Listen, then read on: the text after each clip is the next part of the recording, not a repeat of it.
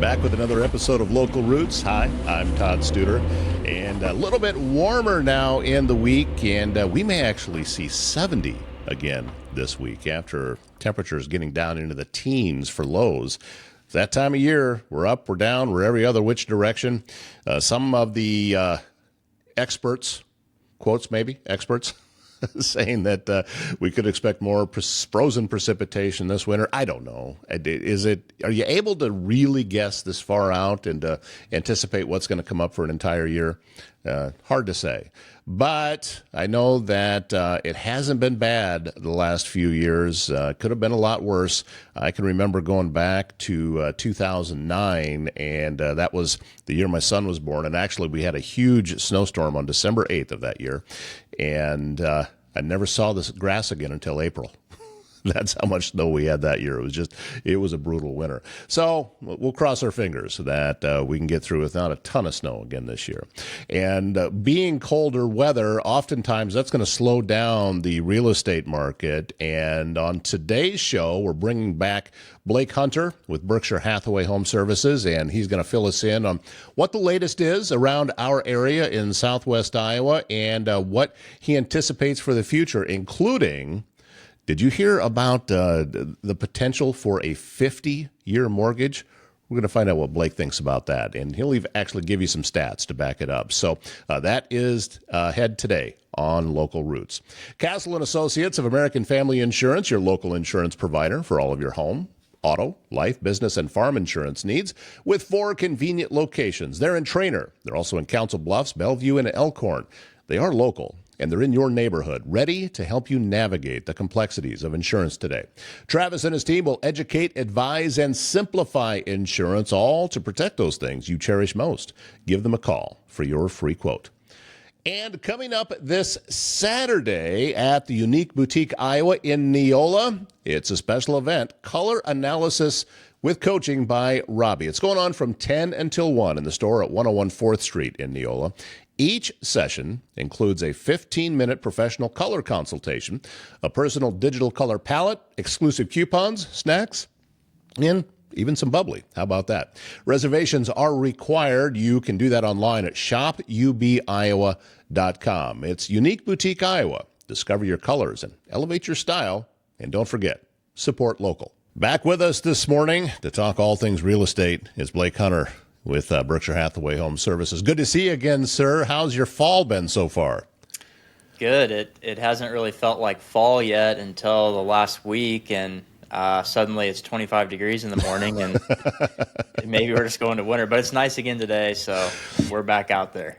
Does that cold weather, does that cause things to slow down a little bit as far as moving houses? Yeah, it does every year. We see the cycle of you just look at a market graph and you look at how it goes up, through your summer months, June, July, August, and then kind of settles back down in the wintertime. And we see that year after year, and that's just kind of the way things go. I was thinking about this earlier, actually just today, that I wondered whether or not it might be a good time to just start to have the conversations with a professional, because then you are prepared to get right out of the gate when things pick back up again. Yeah, I mean, you've heard me say this a lot of times. Sorry, I'm adjusting my mic so it's not so far down. I've said this a lot of times, is if you're really thinking about if it's something's going to happen for you the next 12 months, there's no wrong time to start the conversation. The conversation may be, hey, just make sure you are working on your finances, getting your finances in order, and maybe you're making a pros and cons list of the things that you absolutely want, the things that you don't want. It's really never too early to start having a conversation. And like I say, feel free to reach out to me if you want to just talk real estate, if you want to get a better idea. There's no stupid questions. Even if the time is not right now, having your ducks in a row when the time is now pays off. How has the market been? I mean, where are things at right now? I would say, just as a general comment to that, is that things have slowed down. Things are still, if they're priced accordingly, and they're really ready to be on the market, they're still selling. The thing is if you see these houses that are maybe just a little bit overpriced, maybe they're not really that marketable. There's repairs that need to be made. Maybe they don't show very well. Those are the ones that we're seeing stay on the market a little bit longer. I just made a post the other day. I had 2 houses close, and I was just thinking about it. Both were listings of mine that sold in less than 10 days. One was like 2 or 3, one was 7 or 8 days, and they both brought at or more than asking. And that really shows that that still does happen. That happened in Council Bluffs, and those were both under 300,000. One was right around 200, one was right around 250. But they were both priced appropriately, and they were both marketable. And so there's a way that it can be done, but you have to have those conversations early when you're going to list your property is, how can we market this? How can we price this accordingly so that we do get those results? Is the world where people are looking for properties that they can put in sweat equity and be owner occupied? I'm not talking about investors. I'm talking about someone that wants to purchase a house that they can get a little cheaper because they can put the work in. Is the demand for that not as high anymore? Because I keep hearing about move-in ready and that's what's going to move a house. Yeah, I think that we do have – I think that there is still demand there, Todd. I think that there will always be demand there. There's the type of people that are out there that's what they're looking for. They have the capability. They want to find that property that they can go in and do some things and gain that instant equity. I think that there also is a crowd of people out there, and I've helped several of them lately. To me, it's usually that first-time home buyer or maybe that last-time home buyer where they want to buy something, they want to be able to move into this thing and not have to make a bunch of repairs to it because they feel that they're paying top dollar for it. I've had several clients lately, first-time home buyers, buy new construction. They're getting warranties with that new construction. They feel that the price is according to. Lost that light again, Todd. That is so awesome. Sometimes it takes an hour. Sometimes it takes 10 minutes. I don't know what to do. But I do see people really looking more for that turnkey thing where they want to buy it, they want to move into it, and they don't want to have to worry about a ton of extra maintenance. I'm not going to say maintenance because every homeowner has maintenance. Oh, talking about that, I heard something recently that there's talks of extending mortgages out because usually you're looking at a traditional 15 or 30 year, but I heard something about a 50 year, and I can only imagine still making payments on a house and the amount of maintenance it would take to keep up that for that long of a mortgage. Yeah, I thought we might talk about this today, and so I ran a little bit of a scenario that we could talk about. But I think the thing that comes to mind for most people is, hey, we can extend that. It's going to be a lot cheaper monthly payment, and that's going to help me get into the house that I want. And hopefully I just pay that monthly payment. I'm in the house that I want. I'm gaining equity the whole time. And, I live in it for 10 years, and I move on to the next. So just some quick little numbers here to give you an idea is that it's not as great as it may initially sound. But I based it off a $300,000 mortgage, $300,000 loan, 30-year versus 50-year. And you're going to pay $205 less on that 50-year a month than you are the 30. So you're talking roughly $1,900 to $1,700. So okay. not a huge difference. It is $200 a month, but nothing crazy. Over the life of that loan, you're going to pay $332,000 more in interest. More in interest. More. Yeah. So wow. the 30-year, you're going to pay about $383,000. 50-year, you're going to pay about $715,000 in interest if you carry it to term. Yeah. I think what's really important here is, those are obviously the crazy facts, but I'm thinking most people today, they're going to live in their house 7 to 10 years. So I was like, what's equity look like after 10 years? Because, you live in a house for a couple of years, you're paying pretty much all interest, very little principal. So 10 years, 30-year versus 50-year.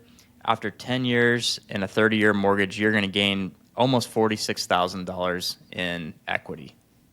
On a 50-year, $11,000. So your equity growth is 4 times faster in a 30-year than it is a 50-year. And so while it may be a short-term gain, it's a long-term wealth killer for sure. Yeah, it sounds like it, and especially I was equating it, well, homes versus cars, that, they extended the loan out on a car. But the difference with that is you're not expecting a car to appreciate in value. Yeah. It's going to decrease. So really a lot of people are just basing it off of what their monthly payment is.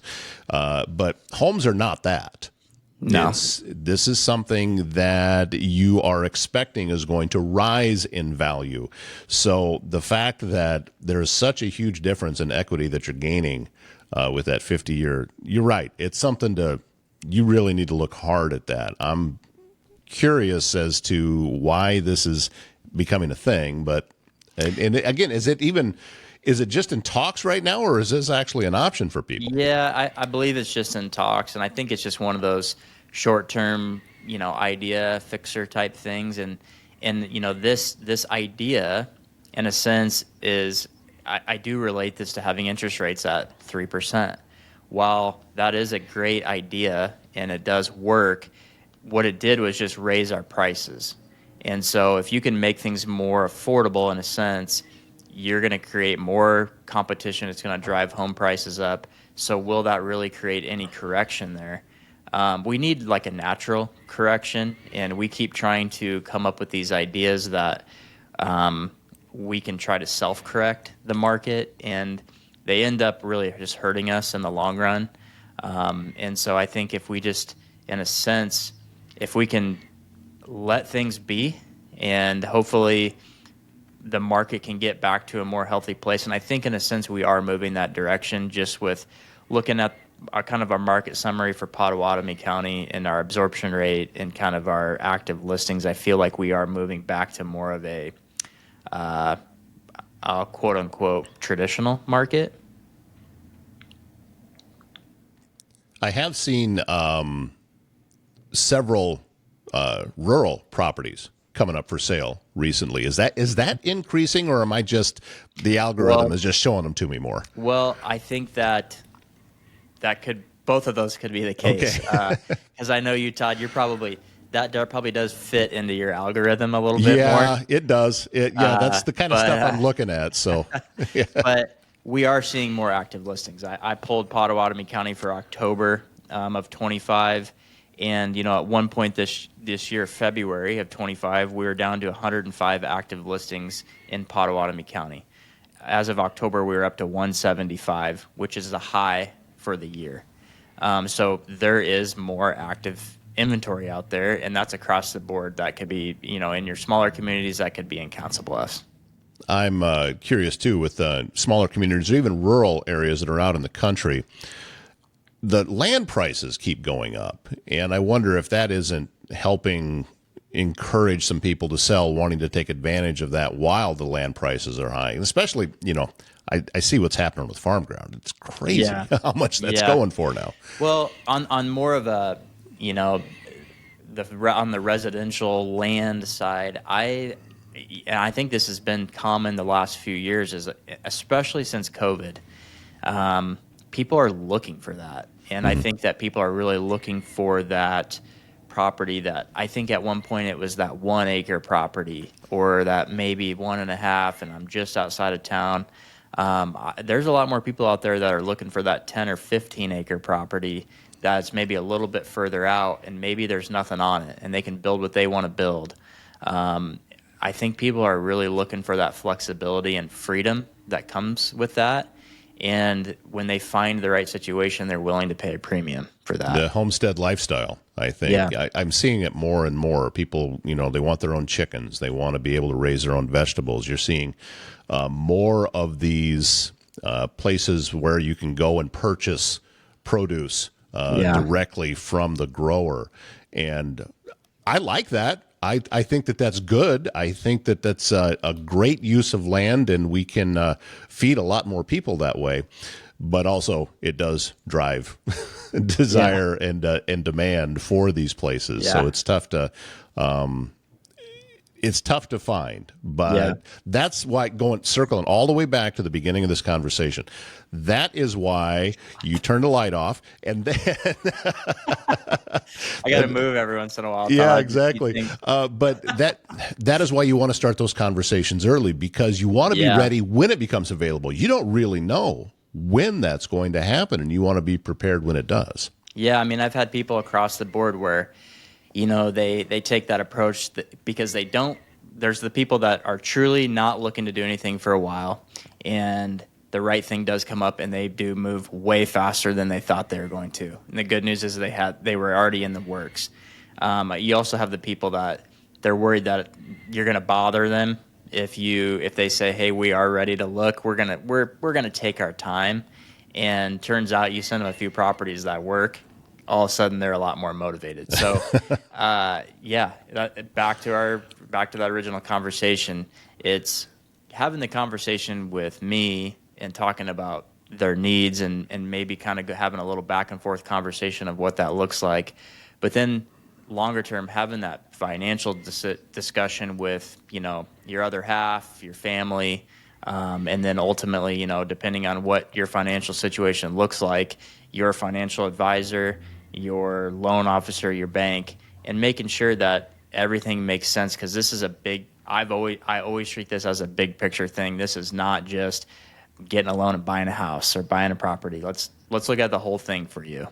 Yeah, we've talked many times before, too, that oftentimes we'll delay things because we're trying to second guess interest rates. Yeah. And we think that, they're high now. We're going to wait a little bit until they come down, and we're going to get a better deal. And something that you have said many times over the years is, does it fit your needs now? Let's look at that first. Yeah. And then, if there's a huge change in interest rates and they drop down, you can look at refinancing. I mean, that's always an option in there. So stop thinking that, because to me, it's like putting quarters in a slot machine. You don't know what's going to happen. It's really difficult to try to anticipate and second guess what the market's going to do.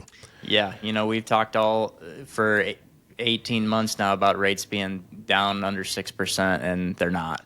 And, every time, that's another thing we can save for another day, but every time that there's a announced rate cut with the Fed, people think that interest rates, their mortgage rate that they can get is going to go down. Not always the case. That's already baked in generally.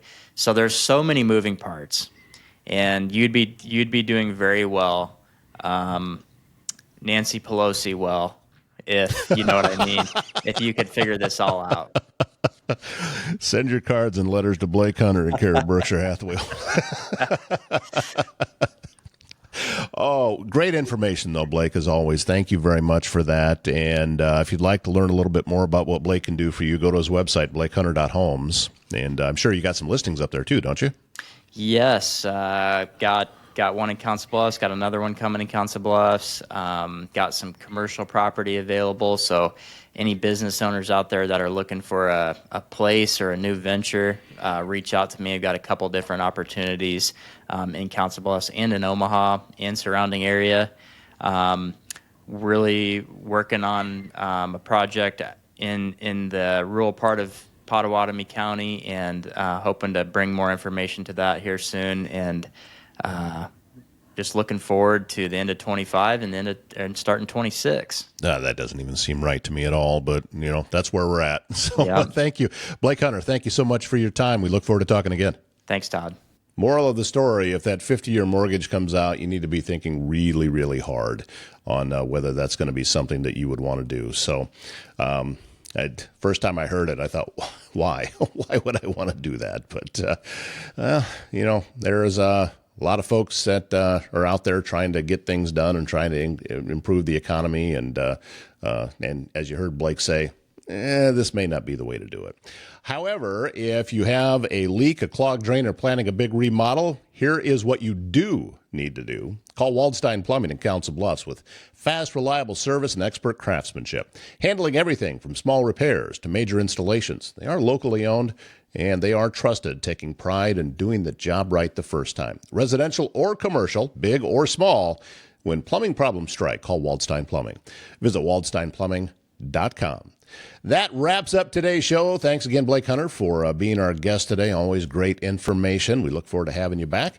My name's Todd Studer, and we'll see you back here tomorrow morning.